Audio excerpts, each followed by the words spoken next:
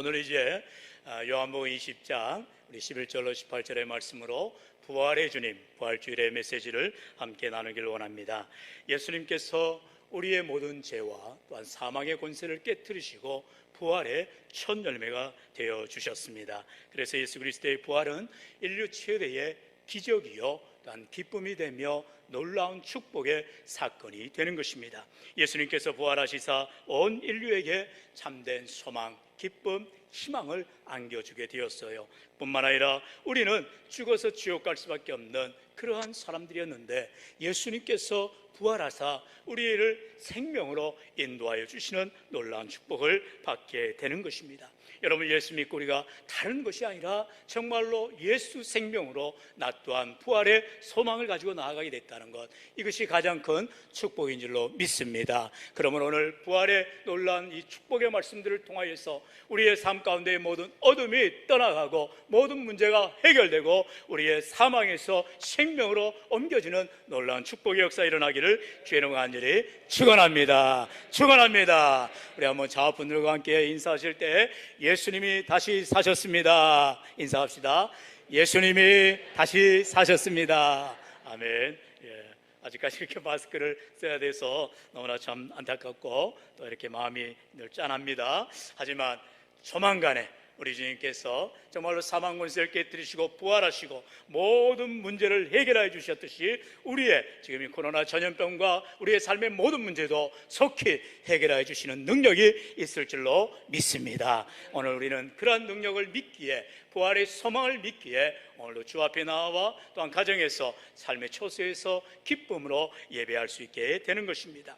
이제 부활하신 예수님께서 정말 많은 사람들에게, 많은 제자들에게 나타나셨지요. 특별히 오늘 요한복음 20장과 21장에 보면은 세 부류에게 이렇게 나타나신 것을 볼 수가 있어요. 1절부터 말씀해 보면 막달라 마리아, 우리가 잘 알듯이 막달라 마리아는 그에게 7 귀신이 들렸던 아주 사람들에게 천대받고 손가락질 당했던 여인이었습니다. 그러나 그 여인에게 예수님께서 너무나 따뜻하게, 너무나 사랑스럽게, 너무나 크신 사랑으로 안아주시고 그의 영혼을 새롭게 해주셨어요. 그래서 이 막달라 마리아는 자기의 인생이 완전히 180도 달라진 것입니다. 이제는 내 생명 다하여 예수님을 섬기리라, 주님만 따라가리라. 그래서 예수님이 십자가에 돌아가시고 이제 장사되어서 무덤문에 갇혔을 때에 이제 시체밖에 없잖아요. 그곳에 이 막달라 마리아, 아무도 찾아오지 않는 그 새벽, 바로 안식 그 전날 새벽이라고 하고 있어요. 바로 주일을 말합니다. 주일 새벽에 그는 그 어둠을 뚫고 그곳에 가서 이제 예수님의 그 부활을 소망하지는 못하지만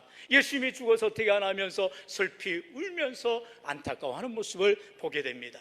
그러자 이제 보았더니 무덤문이 열려 있던 거예요. 그래서 깜짝 놀라서 안에 들어가 보니 이제 예수님이 천사들과 함께 예수님의 부활의 첫 장면, 바로 놀라운 축복의 장면을 창호하게 됩니다. 두 번째는 예수님께서 이제 제자들에게 나타나시지요. 예수님께서 그날 저녁입니다. 안식 그 첫날 바로 주일 저녁에 이제 제자들에게 나타나시는데 마침 그때 도마가 없었어요.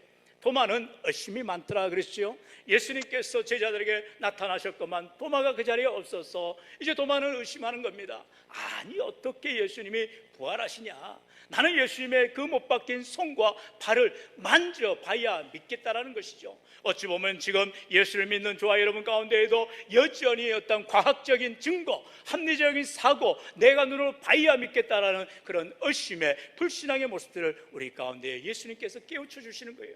그래서 여드레가 지난 후에 다시 도마가 있는 그 11 제자들에게 예수님이 나타나셔서 놀라운 축복의 말씀을 주시는 것을 보게 되지요. 나중에는 이제 예수님께서 또 디베라 해변이죠. 그 디베라 해변가에서 고기 잡고 있는 제자들 7 제자들에게 나타나시는 것을 보게 됩니다. 왜 이처럼 예수님께서 여러 곳에서 여러 사람들을 만나실까요? 특별히 고린도전서 15장에 보면은 부활장이라고 하는데 부활장을 우리가 잘 읽어보면은 이제 설교 하반부에 나오게 됩니다만 거기에는 많은 제자들에게 예수님이 나타나신 것을 보여줍니다. 다시 말하면 예수님이 부활하신 것이 사실이라는 것을 증명하고 있다는 것입니다. 할렐루야. 여러분, 부활은 신화가 아닙니다. 부활은 우리가 부활하겠거니 하고 믿는 것이 아니에요. 부활은 역사적인 사실이며 또한 예수님의 부활을 통해서 우리는 기독교가 되는 것입니다. 여러분, 부활의 종교인 것입니다. 오늘 우리는 부활을 믿기 때문에 우리의 삶 가운데 모든 문제가 예수님을 믿을 때에, 부활하신 주님을 믿을 때에 해결됨을 믿고 나아가게 되는 것이지요. 그래서 첫 번째로 우리 인생 가운데에는 슬픔과 절망 가운데 있는 우리의 삶을 바라보게 되는 것입니다. 우리는 부활의 주님을 만나기 전에는 모두가 슬픔과 절망, 좌절과 죽음 가운데에 내몰려 갈 수밖에 없더라는 것입니다. 우리 본문 앞에서 1절로 3절에 보니까 안식 후 첫날 일찍이 아직 어두울 때에 막달라 마리아가 무덤에 와서 돌이 무덤에서 옮겨진 것을 보고 시몬 베드로와 예수께서 사랑하시던 그 다른 제자에게 달려가서 말하되 사람들이 주님을 무덤에서 가져다가 어디 두었는지 우리가 알지 못하겠다 하니 베드로와 그 다른 제자가 나가서 무덤으로 갈새 있습니다. 막달라 마리아는 안식 후 첫날 그 예수님이 부활하신 주일 새벽에 그 무덤에 갔더니 세상에 무덤문이 열려 있는 것입니다. 여러분, 그 무덤문은 우리가 잘 알듯이 로마의 군병들이 밤을 새가면서 철통같이 보안을 지키고 있었어요. 그런데 그만 그 무덤문이 열렸다는 것입니다. 우리식으로 이렇게 매장 문화가 좀 다르기 때문에 중동은 거기는 사막에 건조하잖아요. 그래서 돌 무덤에 이제 시체를 보관합니다. 그리고 큰 돌이죠. 큰 돌을 사람이 몇 사람이 밀어도 안 되는 큰 돌로 이 무덤 입구를 막아버립니다. 그러한 돌 무덤인데 예수님께서 이제 그 돌 무덤이 열려져 있고 그곳에는 세마포만, 예수님의 옷자락만 남아있더라는 것이죠. 깜짝 놀란 막달라 마리아, 다른 여자들과 함께 이제 베드로와 또한 사랑하는 제자 바로 사도 요한에게 가서 예수님의 시체가 없어졌다 깜짝 놀라 말합니다. 그러자 베드로와 요한도 뛰쳐 달려옵니다. 그리고 그 안에 들어가서 보게 되지요. 6절로 7절의 말씀입니다. 시몬 베드로는 따라와서 무덤에 들어가 보니 세마포가 놓였고 또 머리를 쌌던 수건은 세마포와 함께 놓이지 않고 딴 곳에 쌌던 대로 놓여 있더라 말하고 있습니다. 계속해서 9절의 말씀을 보니까 그들은 성경에 그가 죽은 자 가운데서 다시 살아나야 하리라 하신 말씀을 아직 알지 못하더라. 예수님께서 돌아가시기 전에 제자들에게 계속해서 말씀하셨잖아요. 내가 너희들을 위하여서, 이 세상의 모든 사람들을 위하여서 십자가에 피 흘려 죽을 것이다. 그리고 장사된 지 사흘 만에 부활할 것이다 라고 말씀하셨건만 베드로와 요한은, 다른 제자들은 그 사실을 잊어버리고 있었던 것입니다. 믿음이 없었던 것이지요. 그러자 예수님께서 정말로 그 예수님의 시체가 어디 갔나 그렇게 궁금해하고 그들은 불안해하면서 무서워서 이제 돌아와 자기들이 거하는 그곳에 문을 잠가버리고 아무도 못 오게 숨어 있더라는 것입니다.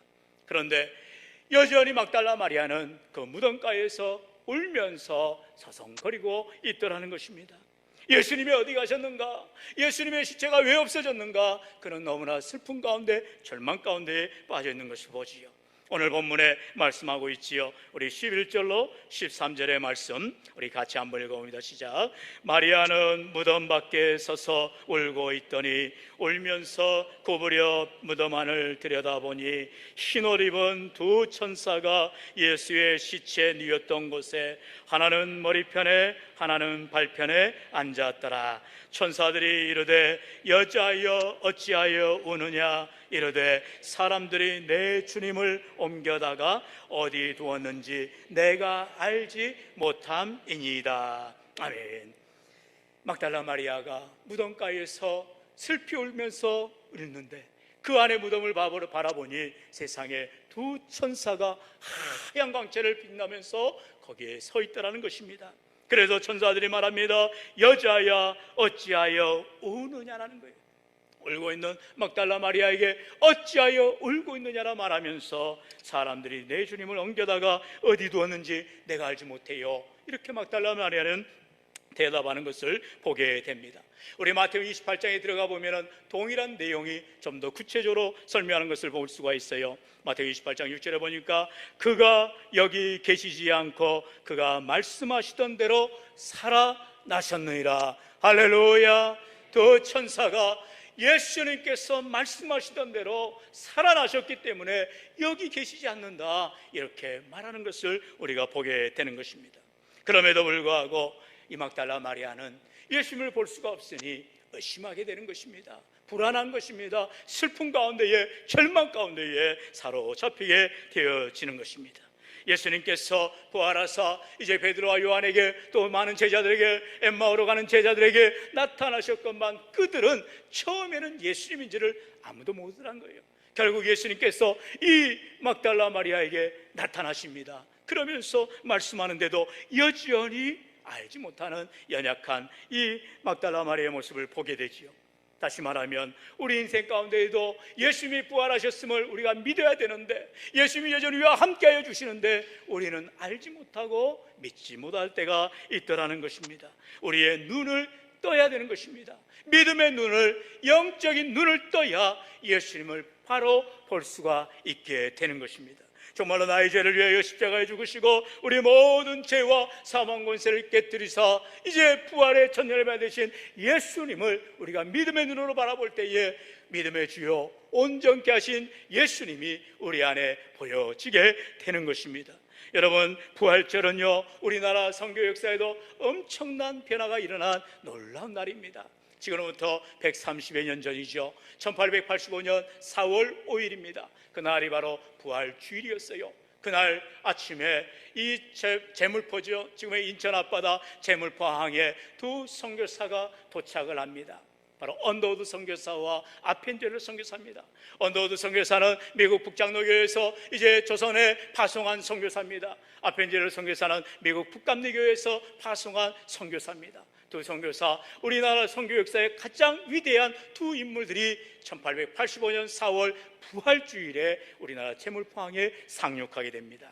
한번 언더우드 보여주시지요. 저분이 바로 언더우드 선교사님이지요.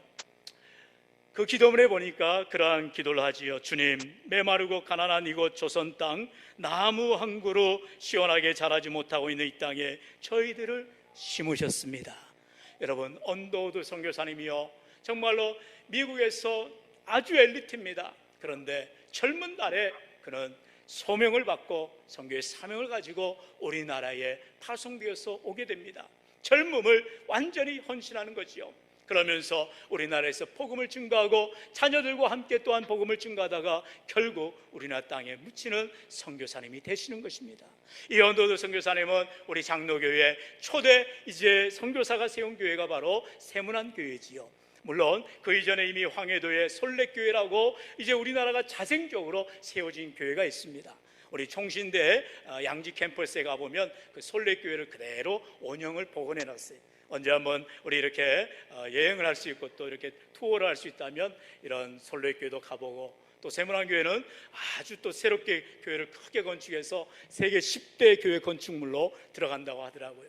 다 그런 곳을 우리가 가보면 역사의 유물관들을 이렇게 유적지관을 잘 운영하는 것을 보게 됩니다. 그리고 언더우드 선교사님, 우리가 잘 알듯이 지금의 연세대학교 전신인 연희전문을 세우게 되지요. 이렇게 교육열을 이제 불태우게 되고 우리나라 구한말에 이제 선교사님들을 통하여서 의료와 또 교육과 사회 모든 전반을 새롭게 변화시키는 것을 보지요. 이화여대는 그 연신이 이화학당인데 거기는 이제 스크랜턴 여사가 세운 학교가 되지요. 이처럼 우리나라의 초기 이제 대학을 연희전문과 이화학당들을 선교사님들 통하여서 세우게 되는 것을 봅니다. 뿐만 아니라 아펜젤러 선교사님, 이분은 이제 지금 한번 보여주시면, 여러분 이제 그 묵상 나눔에도 제가 잠깐 그 비석을 찍어놓은 걸 보여드렸는데요. 지금 양화진입니다. 우리 서울 합정역에 가시면, 합정역에서 내리시면 양화진 외국인 선교사 묘원이 잘 조성되어 있습니다. 그래서 꼭 시간이 되시면 또 이곳을 순례하시면 저런 묘비들, 언더우드 선교사님 묘도 있습니다. 다 우리나라에서 순교하신 분들은 그곳에 묻혀 계시지요. 그래서 아펜젤러 선교사님이 동일하게 언더우드 선교사님과 함께 우리나라의 첫 발을 깨들면서 이렇게 기도를 했습니다. 우리는 부활절 아침에 이곳에 왔습니다. 그날 사망의 권세를 이기신 주께서 이 백성을 얽어맨 결박을 끊으사 하나님의 자녀로서의 자유와 빛을 주시옵소서. 1885년 4월 5일 부활절날 이분들이 바로 제물포항에 첫 발을 디디면서 우리 조선 땅을 향해서, 이 나라를 향해서 믿음으로 기도하신 것입니다. 불과 130여 년 전밖에 되지 않아요. 우리나라에 정말로 가난과 질병과 모든 핍박 가운데 구한 말에 얼마나 이 나라가 흔들거렸습니까? 당시에 많은 세국 정책으로 인해서 일본은 이미 개화되어서 이제 외국 문물들을 받아들였지만 우리나라는 아직까지도 이시조선의 그러한 대를 이해한다 해서 그렇게 세국 정책을 하면서 아주 강하게 반발을 했었잖아요. 그러면서 당시에 이제 갑신정변이 일어나면서 민영익이라는 그러한 지금의 민비의 조카되죠. 그분이 이제 큰 자상을 입었는데, 이분들이 선교사님들이 오기 전에 이미 알렌이라는 이제 선교사님이 의료 선교사, 이분이 이제 선교사의 직감이 아니라 어떤 의사로서의 사역을 했기 때문에 첫 선교사라고 말하진 않아요. 이제 알렌이라는 의사가 이 민영익을 수술합니다. 그런데 이분이 살린 거예요. 그러자 고종 황제가 아주 기뻐하면서 신임을 두텁게 합니다. 그래서 알렌을 통해서 우리나라 최초의 병원이죠, 제중원이 세워지게 되고, 그 제중원은 나중에 세브란스가 되어지는 것을 우리가 보게 됩니다. 이처럼 우리나라 초기 선교사님들이 왔을 때 그 날이 바로 부활절이요, 흑암 가운데 있는 가난과 저주와 절망 가운데 있는 이 조선 땅에 우리 하나님께서 선교사님들을 통해서 빛으로 진리로 능력으로 함께 해주셔서 불과 130여 년 만에 미국 다음으로 전 세계 가장 많은 선교사를 파송하며 수많은 그리스도인들이 이 땅 가운데서 하나님 나라를 회복을 위해서 교회들이 섬기며 나아가는 복된 믿음의 국가, 믿음의 귀한 조상, 우리 그 한국교회가 된 줄로 믿습니다. 사랑하는 성도 여러분, 이처럼 이 두 분의 선교사님, 언더우드와 아펜젤러 선교사님이 다른 날도 아니고 이 날에 바로 부활절에 도착을 하면서 간절히 기도했던 것은 우연의 일치가 아니라 하나님의 놀라운 섭리라는 사실인 것입니다. 오늘도 우리에게 부활주의를 통하여서 부활의 주님이 함께 하심을 믿을 때에 비록 우리의 삶 가운데 슬픔과 절망에 눈물을 흘릴지라도, 막달라 마리아처럼 예수님의 시신이 어디 가셨나면서 눈물을 흘릴지라도 부활의 주님을 만나게 하면 참된 소망과 참된 기쁨과 희망을 갖게 되는 줄로 믿습니다. 바로 그것이 두 번째로 기쁨과 소망이라는 것입니다. 요한복음 1장 9절에는 말하지요, 참빛 그 세상에 와서 각 사람에게 비추는 빛이 있었다라고 말하는 것입니다. 예수 그리스도는 우리의 참빛이 되어주셔서 우리의 모든 어둠이 떠나가게 하시고 우리의 모든 저주가 떠나가게 하시고 우리의 모든 문제가 해결되게 하여 주시는 빛이신 예수님인 것입니다. 그러므로 우리의 슬픔과 절망으로 이 세상이 어두워져 가 있을 때에 생명의 빛으로 오시는 예수님, 부활의 예수님을 맞이하기만 하면 우리 모든 문제는 해결되고 참된 기쁨과 소망을 갖게 되는 줄로 믿습니다. 본문 14절을 보니까요, 이 말을 하고 뒤로 돌이켜 예수께서 서 계신 것을 보았으나 예수이신 줄을 알지 못하더라. 막달라 마리아가 정말 그 무덤가에서 슬피 울고 있다가 슬픔과 절망 가운데 있다가 뒤를 돌아보니까 세상에 예수님께서, 부활하신 예수님께서 막달라 마리아와 함께 하시는 거예요. 그런데 그를 보면서도 예수님인지를 알지 못하더라는 것입니다. 그래서 15절에 말씀하지요, 예수께서 이르시되 여자여 어찌하여 울며 누구를 찾느냐 하시니 마리아는 그가 동산직인 줄 알고 이르되 주여 당신이 옮겼거든 어디 두었는지 내게 이루소서, 그리하면 내가 가져가리이다. 아니, 세상이 예수님과 같이 동고동락을 했건만 예수님이 부활하신 것을 보고도 그 예수님을 알지 못하는 연약한 막달라 마리아, 심지어 동산직인 줄 알고 예수님의 시체가 어디 갔는가 묻고 있는 것을 보게 됩니다. 너무나 절망이 기쁘니까, 너무나 슬픔 가운데 있으니까 예수님의 음성을 들으면서도 예수님의 모습을 보면서도 전혀 깨닫지 못하더라는 것입니다. 지금도 우리 인생 가운데에 슬픔에 함몰되어 버리고 절망에 매몰되어 버리고 우리 인생 가운데 소망이라고는 전혀 찾아볼 수 없는 그런 슬픔과 절망과 눈물 가운데 있을 때에 주님이 우리에게 말씀하시건만, 주님이 우리에게 생명의 말씀을 주시건만 우리는 깨닫지 못하고 주님 앞에 기쁨으로 소망으로 믿음으로 나아가지를 못하고 있는 것을 봅니다. 여자여 어찌하여 울며 누구를 찾느냐, 우리 주님이 이 시간에도 저와 여러분에게 말씀하시면서 어찌하여 울면서 어떤 문제로 인해서 너가 이토록 고통하며 슬퍼하느냐 우리 주님 말씀하세요.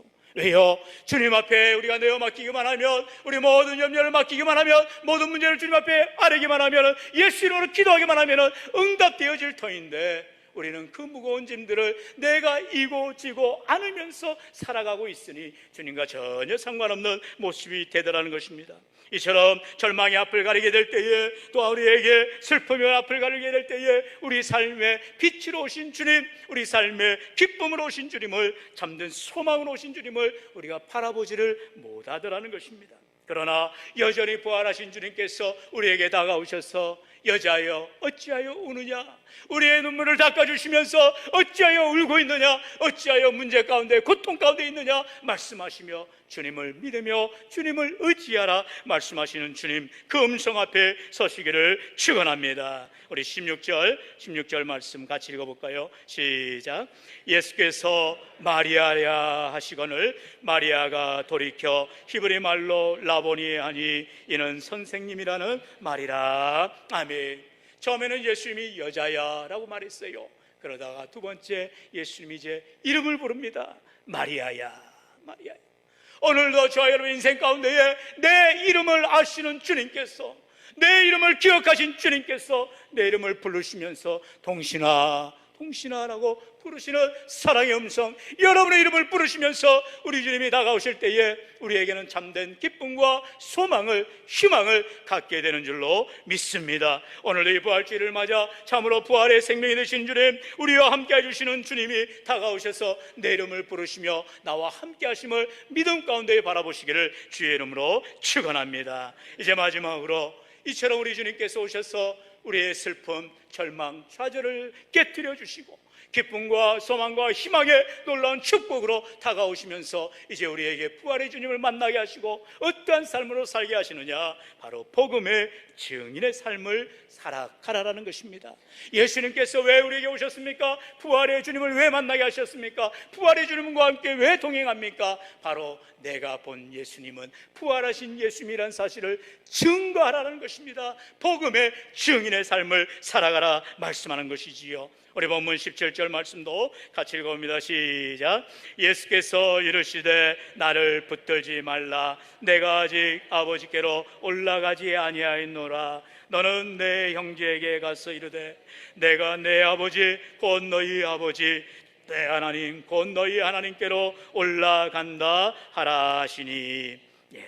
막달라 마리아가 이제 자기 이름을 부르시는 예수님 앞에 너무나 감격스러워서 너무나 기뻐서 예수님 앞에 달려갔을 거예요. 예수님을 붙잡으려 했을 거예요. 그런데 예수님께서 아직은 붙잡지 말라는 거예요. 아직은 아니라는 거예요. 그러면서 너는 나를 봤으니 이제 가서 전하라는 것입니다. 제자들에게 내가 예수를 만났다라고 전하라는 것입니다. 부활하신 예수님, 예수님이 다시 사셨다라고 증거하라는 것입니다. 오늘도 우리에게 부활하신 예수님을 만나고 이제는 이 부활의 증인으로, 복음의 증인으로 나아가라 주님이 말씀하고 있는 것입니다. 우리는 세상 사람들에게 십자가에 죽으신 예수님이 이제 사망 권세를 깨뜨리시고 사흘 만에 부활하셨다, 예수님이 다시 사셨다, 우리의 구주가 되셨다라고 고백하며 증거하기를 우리 하나님 원하시더라는 것입니다. 오늘 이 시간 우리 인생 가운데에 수많은 기독교인들이 이 부활절을 기뻐하며 즐기는 이유가 여기에 있다는 것입니다. 여러분, 부활주일은 전 세계가 동일한 주일날 지킵니다. 왜냐하면 성탄절이나 이런 날짜와 개념은 좀 다르죠. 부활절은 이제 충분히 지난 만월 후 첫 주일날을 부활주일로 지키기 때문에 그렇습니다. 바로 오늘 올해는 4월 첫 번째 주일이 부활절이 되는 것입니다. 그래서 전 세계의 수많은 그리스도인들이 부활의 주님을 만나고 이 부활의 소망을 가지고 이제 복음의 증인으로서 살아갈 때에 정말 우리 인생 가운데에 복음의 증인으로 우리 주님이 함께하여 주신다 약속하고 있는 것이지요. 고린도전서 15장을 우리가 살펴보면 이제 부활장으로 바울이 말하는데 부활의 예수님을 목격한 수많은 제자들, 수많은 사람들을 언급하고 있는 것을 봅니다. 우리 한번 3절로 8절의 말씀을 저와 여러분이 교독해 봅니다. 제가 먼저 3절 읽겠습니다. 내가 받은 것을 먼저 너희에게 전하였노니 이는 성경대로 그리스도께서 우리 죄를 위하여 죽으시고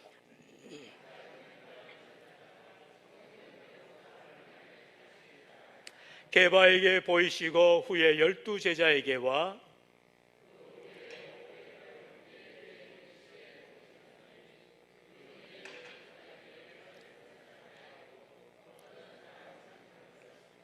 다 같이 7절 8절 읽겠습니다. 그 후에 야고보에게 보이셨으며 그 후에 모든 사도에게와 맨 나중에 만삭되지 못하여 난자 같은 내게도 보이셨느니라. 아멘. 그렇습니다.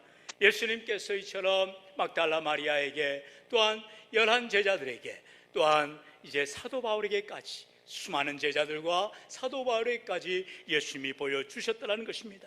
많은 사람들이 예수님을 만나는데 부활하신 예수님을 만나게 되지요. 그리고 성령의 충만함을 받게 됩니다. 그리고 땅끝까지 복음의 증인의 삶을 살아가게 되는 것을 보게 됩니다. 오늘 우리 인생 가운데에 참으로 우리 주님이 우리에게 부활의 소망이 되어주시고 부활의 참된 생명을 주셨다면, 이제 내가 만난 예수님을 막달라 마리아처럼, 사도 바울처럼 복음의 증인의 사명을 감당해야 된다는 것입니다. 그래서 마지막 본문 18절은 말하죠. 막달라 마리아가 가서 제자들에게 내가 주를 보았다 하고, 또 주께서 자기에게 이렇게 말씀하셨다 이러니라. 할렐루야. 여러분, 막달라 마리아는 내가 본 예수님이, 부활하신 예수님을 분명히 믿었기에 내가 주를 보았다라고 담대하게 제자들에게 전하였던 것입니다. 어떻게 보면 그 말을 함부로 전할 수가 없잖아요. 왜요? 예수님이 부활하신 것을 믿지 않는 사람들은 아니, 저 여자가 미쳤나, 저 여자가 돌았나, 이렇게 말하지 않겠어요? 그러나 내가 예수를 보았기 때문에, 부활하신 주님을 만났기 때문에 나는 거짓말을 할 수 없노라, 나는 참말을 말하노라, 나는 참된 진리를 말하노라, 우리는 고백하게 되더라는 것입니다. 오늘 우리 인생 가운데 정말로 부활하신 예수님을 나의 구주로 믿는다면 그 믿음의 백성들은 부활하신 예수님을 증거하는 복음의 증인의 삶을 살아야 하는 줄로 믿습니다. 그래서 사도행전 1장 8절은 말씀하지요. 우리 8절 말씀 마지막으로 다 같이 읽습니다. 시작. 오직 성령이 너희에게 임하시면 너희가 권능을 받고 예루살렘과 온 유대와 사마리아와 땅끝까지 이르러 내 증인이 되리라 하시니라. 아멘. 오직 성령이 임하셔야 우리가 권능을 받게 되는 것이요, 성령의 충만함을 통하여서 우리는 복음의 증인의 삶을 살아가게 되는 것입니다. 오늘 우리 이 시간 부활주를 통하여서 부활의 예수님을 만날 뿐만 아니라 이제는 내 삶 가운데에 참된 기쁨이요 소망이요 참된 빛이 되시는 주님의 능력을 덧입어서 성령의 충만함을 통하여서 이제 남은 생에 주님의 복음의 증인의 사명을 잘 감당하다가 주님 다시 오실 때에 참으로 잘했다 칭찬받는 충성된 종들로 주 앞에 칭찬과 영광과 존귀를 돌리는 저와 여러분 모두가 되시기를 주 예수님과 간절히 축원합니다.